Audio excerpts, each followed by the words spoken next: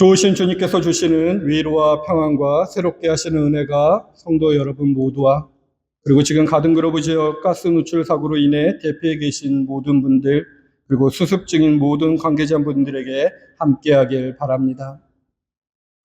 오늘은 성령 감림 주일입니다.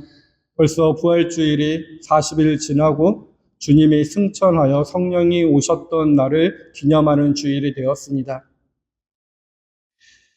우리는 매년 이 성령 감림 주일이 되면은 많은 교회에서 성령에 대한 주제로 설교를 합니다. 그리고 같은 성령에 대한 노래를 부릅니다.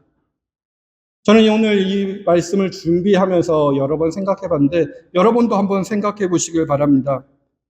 여러분께서 성령 충만이라는 이야기를, 단어를 듣게 된다면 여러분 마음에 가장 떠오르는 장면이 무엇인가요? 성령의 노래를 부를 때 어떤 것을 상상하며 성령의 노래를 부르면서 이루어지기를 바라고 계신가요? 어떤 분들에게는 뜨거운 기도의 풍경이 떠오르실 겁니다. 손을 높이 들고 큰 소리로 부르짖는 모습이 성령 충만이지 않을까? 어떤 분에게는 능력의 이미지가 떠오를 것입니다. 성령 충만으로 병이 낫고 막힌 일이 풀리고 어두운 마음에 빛이 비치는 그러한 능력을. 또 어떤 분에게는 부흥의 풍경이 일어날 것입니다. 교회가 사람으로 가득 차고 헌금이 넘치고 모든 일이 형통하는 그런 교회의 부흥. 제가 말씀드리는 것이 지금 동안 많은 미국에 있는 교회나 한국에 있는 교회들이 한 100년 동안 이런 그림을 통해서 성령 충만을 가리키고 있다고 생각됩니다. 더 많이 받으라고, 더 뜨거워지라고, 더 능력 있게 되라고, 더 충만하여서 복된 삶을 살라고, 이것이 우리가 익숙하게 들은 성령론의 내용입니다. 그러나 사랑하는 성도 여러분, 오늘 우리에게 주어진 사도행전 2장을 그냥 정직하게 다시 한번 바라보시길 바랍니다. 그 그림은 우리가 상상했던 성령 충만의 내용과는 다르게 그려져 있습니다. 본문 1절, 2절에 보면 오순절이 되어서 그들은 모두 한 곳에 모여 있었다. 그때 갑자기 하늘에서 세찬 바람이 부는 듯한 소리가 나더니 그들이 앉아있는 온 집안을 가득 채웠다라고 표현됩니다. 여기 첫 단어에 갑자기에서 저는 많이 머물러 봤습니다. 제자들이 사모했을까? 안 했을 것 같습니다. 제자들이 부르짖었을까? 그러한 모습도 별로 없었을 것 같습니다. 제자들이 뜨겁게 기도하다가 절정에 이러한 것을 받았을까? 그럴 수도 있겠지만 아닐 수도 있을 확률이 더 높습니다. 그냥 본문은 분명하게 우리에게 말합니다. 갑자기. 개역개정에서는 호련히. 그저 한 곳에 모여있던 그들에게 어느 한순간 하늘로부터 바람소리가 내려왔고 그것이 그냥 본문이 보여주는 풍경입니다. 그리고 그 다음에 이어서 오늘 설교의 전체적인 내용을 감통하는 구절이 나옵니다. 3절입니다. 그리고 불길이 솟아오를 때 혓바닥처럼 갈라지는 것 같은 혀들이 그들에게 나타나더니 각 사람 위에 내려앉았다. 각 사람 위에 내려앉았다라는 단어 속에 저는 한동안 머물러 봤습니다. 그리고 이어지는 묵상의 내용들을 오늘 설교를 통해서 한 3가지 정도를 나눠보고자 합니다. 우선 내려앉았을 때 불에 대한 이미지를 한번 생각해 봤습니다. 여기 내려앉았다라는 단어는 그냥 헬라어로 표현한다면 에카티센이라는 동사를 썼는데 단순히 내려앉았다는 뜻이 아닙니다. 앉았다, 머물렀다, 좌정했다라는 뜻입니다. 왕자의 좌정했다고 쓰였을 단어가 여기에 쓰였는 것입니다. 그런데 불이 내 위에 있을 것을 상상해 보면서 생각해 봤는데요. 정말로 뜨거운 불이 내 위에 있다면 어떤 일이 일어날까요? 보통 불은 모든 것을 태워버립니다. 그리고 불은 무엇인가 연료가 있어야 됩니다. 땔감이든 석유든 무엇인가 탈 것이 있어야 되는데 그 땔감에서 불은 불에 의해서 소진되고 결국 재가 되어버립니다. 그런데 또한 불이 타오른다는 것은 무엇인가가 사라지고 있다라는 뜻입니다. 그런데 본문에 보여주는 불은 우리가 현실에서 접하는 그 불이 아닌가 봅니다. 사람들이 타고 있지 않습니다.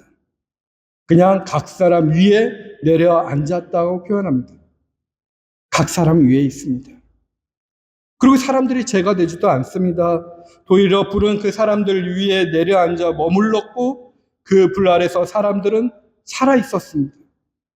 아니, 살아 있을 뿐만 아니라 그들이 입을 열어 말하기 시작했다고 합니다. 본문 4절에 봤더니 그들은 모두 성령으로 충만하게 되어서 성령이 시키는 대로 각각 방언으로 말하기 시작하였다. 아멘. 태워졌다면 말할 수도 없었고 죄가 됐다면 존재할 수도 없었을 것입니다. 입을 열 수가 없습니다. 그런데 본문의 제자들은 말하고 있습니다. 그렇다면 그들 위에 머문 불은 태우는 불이 아니라 다른 불입니다. 저는 그것은 살리는 불이지 않았을까 상상해 봅니다.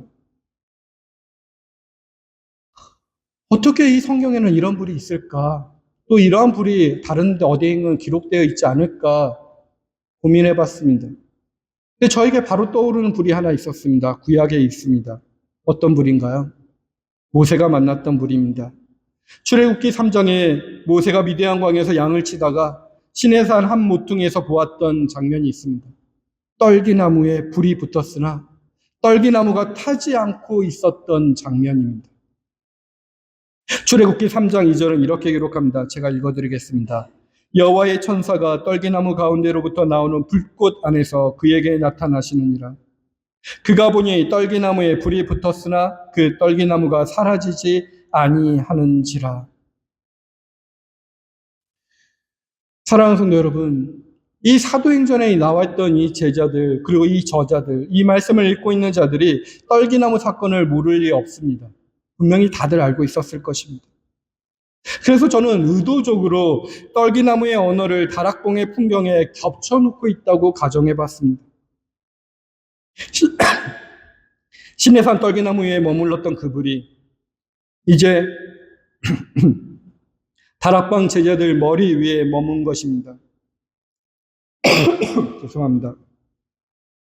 가시떨기 같은 그 연약한 나무를 태우지 않고 그 위에 머물렀던 불이 가시떨기 같이 연약한 제자들 위에 있는 것입니다. 가시떨기 아니면 메마른 갈대가 되어버린 연약한 육신을 태우지 않고 제자들 위에 머물고 있는 것입니다. 저는 이것을 깊이 묵상해 보니 이런 생각이 들었습니다. 많은 교회 속에서 대부분의 교회가 그렇다고 생각되는데요. 성도들에게 이렇게 가르칩니다. 더 헌신하라. 그러면 보상이 있다. 더 충성하라. 너 자신을 태워서 주님께 드려라. 번제물처럼 너를 소진하라. 우리는 그러한 언어를 많이 들었습니다. 그래서 신앙생활을 오래 한 성도들이, 교회 생활을 오래 한 성도들의 표정이 어느 순간 바뀝니다.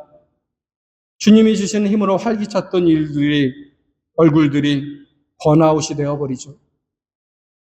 다 타버린 상태가 됩니다. 더 이상 탈 것도 남지 않는 상태로 신앙생활을 합니다. 이것이 많은 한국교회 성도들, 이민교회 성도들의 모습이지 않을까요? 그런데 성도 여러분, 오늘 본문과 구약의 그 떨기나무의 그림은 다른 그림을 보여줍니다. 세상이 부르는 땔감을 타오릅니다. 번아웃이 되어야 합니다. 그러나 하나님의 불은 다르게 나타나고 있습니다. 가시떨기 같은 우리의 연약한 육체는 그대로 둔 채 그 위에서 하나님의 권능만이 타오르고 있습니다. 우리는 태워지지 않고 있습니다. 우리는 소진되지 않고 있습니다. 우리는 죄가 되지 않고 있습니다. 살아있는 자가 되어 있습니다. 도리어 우리가 서 있는 자리, 우리의 연약함이 그대로 놓여 있는 그 자리가 거룩한 땅이 된다고 선언해 주십니다. 이게 우리들의 신앙의 모습이어야 되지 않을까요? 20세기 프랑스의 철학자 시몬 베뉴라는 분이 있습니다. 유대인 가정에 태어났으나 평생을 노동자들과 가난한 자들과 함께한 여성 철학자인데요. 그는 결핵으로 죽기 전에 탈창조라는 매우 특이한 개념을 남겼습니다.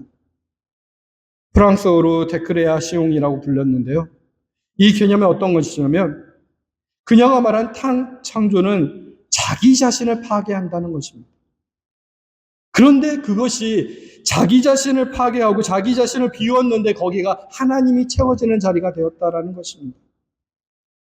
그녀는 이렇게 썼습니다.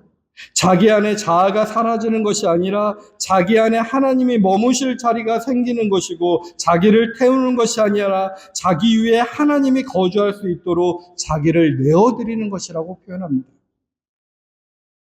한번 곰곰이 생각해 보시길 바랍니다. 저는 성령에서 말하는 이 성령의 불이 바로 이런 것이 아닐까 생각했습니다.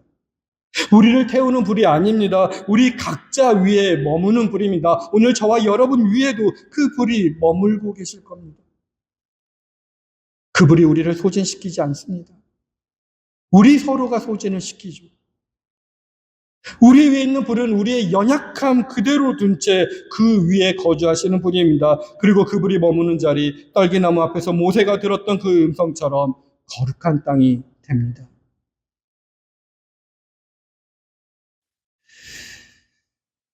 그리고 나서 저는 이제 또한 4절의 음성을 다시 한번 들어봤습니다. 4절에 보니 이렇게 표현합니다. 그들은 모두 성령으로 충만하게 되어서 성령이 시키시는 대로 각각 방언으로 말하기 시작하였다. 우리는 이 구절을 대할 때 흔히 제자들이 다락방에 모여 행했던 뜨거운 사모함과 간절한 기도의 대가 혹은 보상으로 성령 충만이 인간론적으로 주어졌다고 오해하곤 합니다. 내가 이만큼 기도했으니 성령을 받을 수 있을 것이다 하며 인간의 소유욕을 나타냅니다. 그러나 본문의 텍스트는 오늘 이 오만한 인과율을 여지없이 깨뜨려 버립니다. 아까 표현했던 것처럼 2절 말씀처럼 갑자기입니다. 제자들이 완벽한 영적인 준비를 마쳤을 때 성령이 오셨다고 말하지 않고 그때 갑자기 오셨다고 기록합니다. 이 갑자기 단어 속에 철저한 초월성과 무조건적인 그 속성이 숨겨져 있습니다. 성령이 인간의 소욕을 가지고 통제하고 획득할 수 있는 성취의 대상이 아니라 하늘의 뜻에 따라 일방적으로 부어주는 하나님의 주권이고 우리는 그저 수렴하는 권한만 있다라는 것입니다. 이 내용을 오늘의 복음서가 다시 한번 구체적으로 우리에게 설명해주고 있다고 묵상이 됩니다. 요한복음 20장 장면을 연결해서 읽어보면요. 부활하신 주님께서 유대 사람들이 무서워서 문을 모두 닫아 걸고 숨어있던 제자들의 밀폐된 골방 한가운데로 밀고 들어온 장면처럼 느껴 보입니다.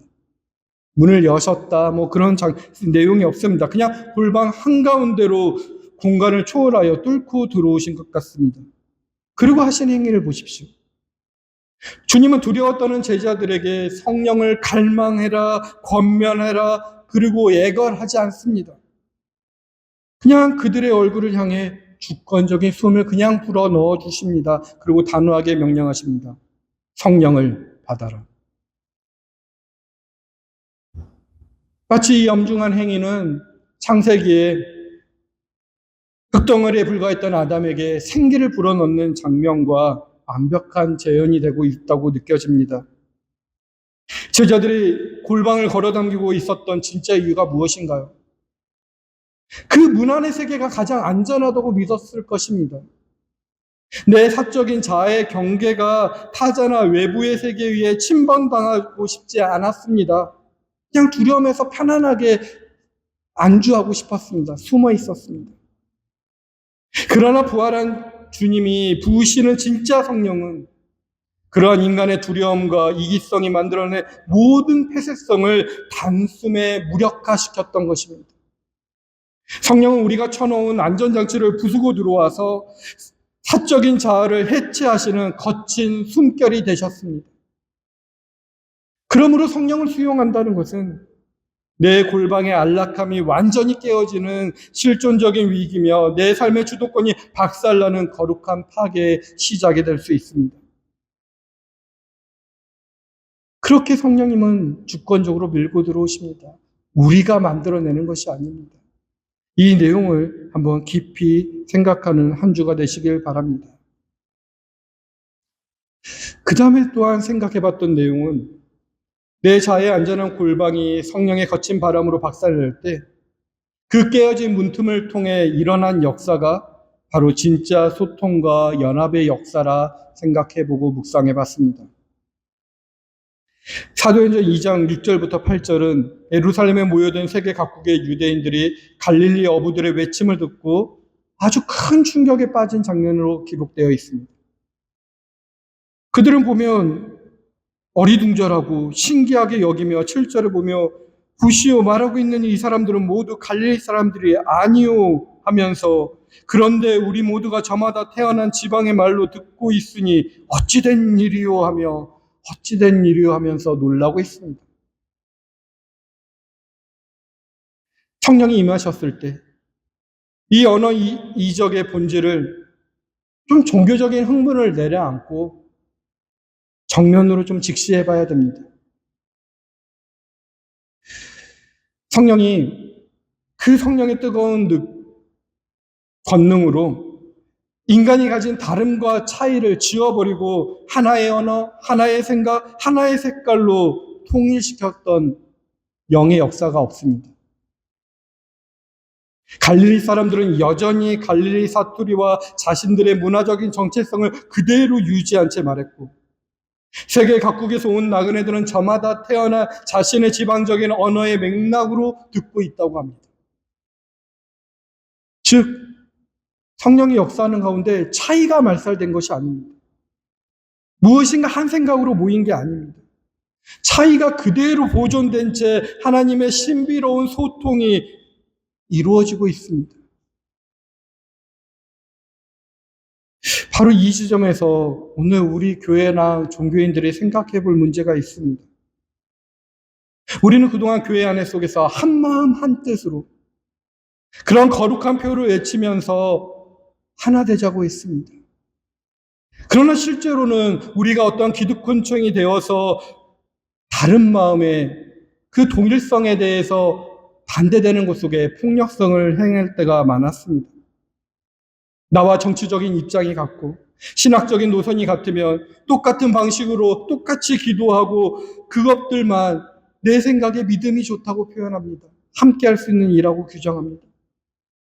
내 마음에 들지 않는 교회 안에 모든 다양성을 억압해 왔다면 그것은 성령의 역사가 아니라 종교적인 취향이 같은 자들의 이익 집단에 불과할 것입니다. 나와 다르게 사유하고 다르게 질문하는 성도를 아직 영적으로 미숙한 자라고 낙인 찍으며 내 기준을 강요해 왔다면 그것이야말로 자아를 지키기 위해 문을 걸어 잠근 골방 안의 독재일 것입니다. 성령의 반대편에 있는 적그리스도 영이 바로 이 독일성을 강요하는 획일주의적인 영이라 묵상해 봅니다. 근데 사도 바울이 오늘 고린도전서 12장에 선포한 말씀이 이 오순절 사건의 정밀한 신학적인 해설입니다. 은사는 여러 가지지만 그것을 주시는 분은 같은 성령님이십니다. 섬기는 일은 여러 가지지만 섬김을 받으시는 분은 같은 주님이십니다. 라고 오늘 고린도전서는 고백합니다. 온몸이 눈이고 온몸이 귀라면 그런 몸이 어디 있겠습니까? 성령의 지체들의 철저한 다름을 통해 그리스도의 공적 몸을 풍성하게 하시는 분이십니다. 사랑하는 성도 여러분, 오늘 옆에 있는 분이나 아니면 가족의 나와 다른 생각을 가진 분이나 아니면 직장에서나 이웃의 속에서 주변 이들을 살펴보십시오. 여러분과 전혀 다른 정치적인 견해를 가지고 전혀 다른 색깔로 기도하며 내 시스템으로는 도저히 동의할 수 없는 방식으로 인생을 살아가는 그 사람들이 누구일까요? 그분은 내가 교정해야 할 대상이 아니라 성령님께서 그리스도의 몸을 완성하기 위해 여러분 곁에 자정시킨 진짜 성령의 동역자가 아닐까요? 내 기준의 빗장을 한번 풀어보시고 나에게 고통을 주는 타의자의 얼굴을 있는 그대로 받아들이는 용기, 그 차이 속에서의 소통이야말로 성령이 주는 진짜 권능이 아닐까. 이번 한 주 그 권능을 깊이 묵상해 보시길 바랍니다. 그리고 마지막으로 한 가지 더 이런 생각을 해봤습니다. 그들이 어찌 되며라고 표현합니다. 그런데 베드로는 그 내용 속에서 이렇게 설명합니다. 11절, 12절을 보면 유대 사람과 유대교에 개종한 사람과 크레테 사람과 아라비아 사람인데 우리는 저들이 하나님의 큰 일들을 방언으로 말하는 것을 듣고 있어 사람들은 모두 놀라 어쩔 줄 몰라서 이게 도대체 어찌된 일이요 하면서 서로 말하였다라고 했을 때 14절부터 보니 베드로가 11사도와 함께 일어나서 목소리를 높여서 그들에게 엄숙하게 말하였다. 유대 사람들과 모든 예루살렘 주민 여러분, 이것을 아시기 바랍니다. 내 말에 귀를 기울이십시오. 지금 아침 9시입니다. 그러니 이 사람들은 여러분이 생각하듯 술에 취한 것이 아닙니다. 이 일은 하나님께서 예언자 요엘을 시켜서 말씀하신 것으로 된 것입니다. 라고 표현합니다.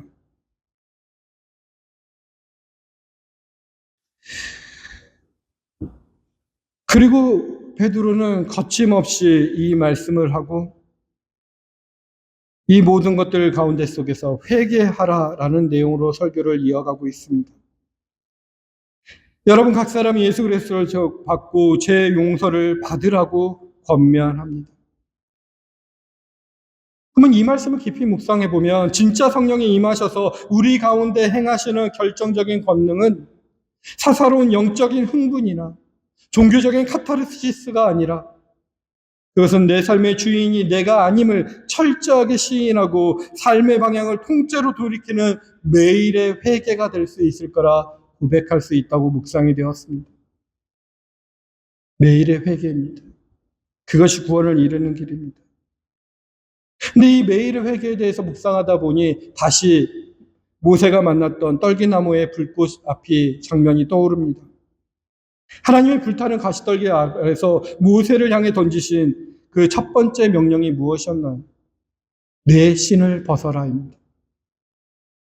신을 벗으라는 이 하나님의 명령은 모세가 광야에서 험한 세상을 자기를 보호하고 스스로 증명하기 위해 신고 달렸던 모든 자아의 방어 기제와 성과물들을 내려놓으라는 담겨져 있는 뜻이 있을 거라 생각됩니다. 그렇다면 오늘 저와 여러분들에게 신을 벗어라 말한다면 우리에게는 어떤 신이 있을까요? 성령의 불꽃 앞에서 벗어 던져야 할 여러분들의 신발들은 무엇인가요? 우리는 이 세상 속에서 살기 위해 길을 쓰고 신고 달리는 생존과 안정의 신발이 있습니다. 또한 교회 안에 속에서 수십 년 동안 신앙생활하면서 남들에게 인정받고자 하는 끈질긴 신발도 있습니다. 내 봉사, 내 은사, 내 공로라는 거룩한 얼굴을 하고 있는 종교적인 신발도 있을 것입니다. 내가 교회 안에서 행하는 모든 사역과 헌신을 나의 봉사이자 내가 자기를 증명하는 내 영적 권력의 자리로 인식하는 순간 그 거룩한 신발은 자아 우상 숭배의 가장 공고한 요새가 되어버릴 것입니다. 근데 여기에 오늘 본문들에 관통하는 핵심 논리가 있습니다. 고린도전서 12장 7절을 보십시오. 12장 7절에서는 이렇게 표현합니다. 각 사람에게 성령을 나타내 주시는 것은 공동 이익을 위한 것입니다. 라고 선포합니다. 은사는 내 소유가 아니라 공동체를 위해 잠시 맡겨진 하늘의 은사입니다. 그러므로 내 손으로 일구어낸 종교적인 의로움의 신발을 벗어버리는 자만이 요한복음 20장이 고발하는 진짜 성령의 권능, 즉 타자를 향해 문을 열고 용서할 수 있는 실존으로 나가고 공동의 이익으로 나갈 수 있는 것입니다. 내 공로라는 신발을 벗어버리는 것이 바로 나에게 상처를 주는 타자를 용서하는 것과 본질적으로 같은 사건이 되어버립니다. 둘 다 내 자아의 기득권과 상처의 기억을 포기하는 행위이기 때문입니다. 내 봉사와 내 공로가 처음부터 내 것이 아님을 온전히 받아들이는 자만이 내일 당장 그 자리를 빼앗겨도 털끝만큼 섭섭하지 않을 수 있으며 나에게 고통을 준 타자까지도 온전히 용서할 수 있는 진짜 권능을 발휘하게 되는 것입니다. 성도 여러분, 말씀을 마무리하도록 하겠습니다. 우리도 오늘 가시떨기 같은 우리의 존재 위에 주권적으로 정죄하시는 성령의 불꽃이 우리 위에 있습니다. 근데 그 성령의 불꽃은 우리의 가짜 성령론을 폭로하시고 거룩한 신발을 벗으라 명령하십니다. 그 말씀 앞에서 내가 어떻게 감히 내 신발을 벗고 이 거친 일상의 거리로 나아가 용서와 소통의 삶을 살 수 있겠는가? 자신의 무기력함 때문에 또 두려워하시고 떨고 계시는 분도 계십니까? 하지만 기억하십시오. 호렙산 떨기나무 불꽃 앞에서 신을 벗으라 명령을 받았던 모세 역시 곧바로 신발을 벗어버리고 순종하지 못했습니다. 내가 누구에게 바로에게 가겠습니까? 보낼 만한 자를 보내소서라며 무려 5번이나 하나님의 부르심을 거절하고 저항했던 연약한 모세였습니다. 세상의 조롱 한복판에서 담대히 입을 열었던 베드로와 제자들 역시 불과 며칠 전까지 닫힌 문 안에서 무서워 떨며 예수님을 부인했던 비겁한 존재들이었습니다. 그러나 성령은 모세의 완악한 거절 한가운데로 제자들의 비겁한 두려움의 장벽을 뚫고 임하셨습니다. 성령은 우리의 완벽함 위에 임하는 것이 아닙니다. 우리의 용기 위에, 우리의 결단 위에 임하시는 것이 아닙니다. 정말로 메말라서 갈증이 나는 그 광야 같은 우리의 가슴 안에도 내가 연약하다고 고백했을 때 그 연약한 떨기나무 같은 위에 임하시는 성령입니다. 우리의 떨림과 거절, 우리의 메마름 한가운데로 찾아오셔서 강제로 우리의 숨통을 틔우시고 우리를 공적 실존의 자리로 떠밀어 보내시는 하늘의 권능이신 것입니다. 자의 신발을 벗는 것 또한 단 한 번의 극적인 종교 체험이나 거창한 결단으로 완성되는 것이 아닙니다.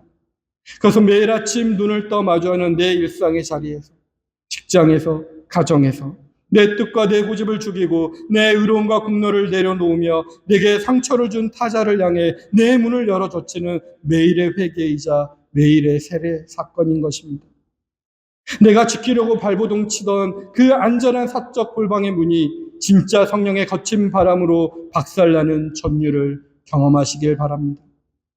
비록 우리는 아무런 가치도 없고 쓸모없는 광야의 가시떨기 나무처럼 보잘것 없을지라도 소멸하지 않는 하나님의 불꽃이 오늘도 우리의 친히 내려앉아 자정하고 계십니다. 내 힘이 아닌 내 위에 머무시는 성령의 권능에 의지하여 이제 그 안전하고 두려운 골방의 빗장을 풀고 주님이 파송하시는 일상의 거리로 담대히 걸어 나가는 저와 여러분이 되게 주님의 이름으로 축원드립니다.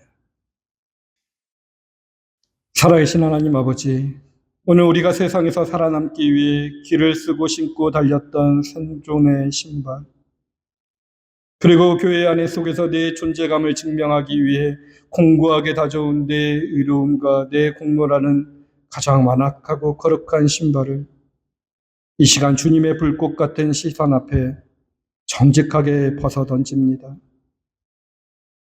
내 안전한 골방의 문을 뚫고 들어오시는 성령의 거친 숨결을 거부하지 않게 하시고 내 인간적인 노력이나 자격으로 하나님을 통제하려 했던 가짜 성령론의 위선을 철저히 해체시켜 주옵소서. 내 기준과 동일성의 폭력으로 교회 안의 다름과 차이를 정죄했던 교만을 무너뜨려 주시고 나에게 고통과 상처를 준 타자의 얼굴을 있는 그대로 용납하고 용서하는 진짜 성령의 권능을 우리에게 부어 주시옵소서. 우리는 비록 광야에 보잘것없는 가시떨기처럼 마르고 메마른 존재일지라도 우리의 어미하게 자정하시는 성령의 불꽃을 의지합니다. 이제 이 성전문을 열고 나가는 우리의 거친 일상의 거리 한복판에서 매일 내 고집을 세례의 무덤에 묻고 나를 죽여 타자를 살리는 진짜 삶의 예배를 시작하게 하여 주옵소서. 우리 주 예수 그리스도의 이름으로 기도합니다. 아멘.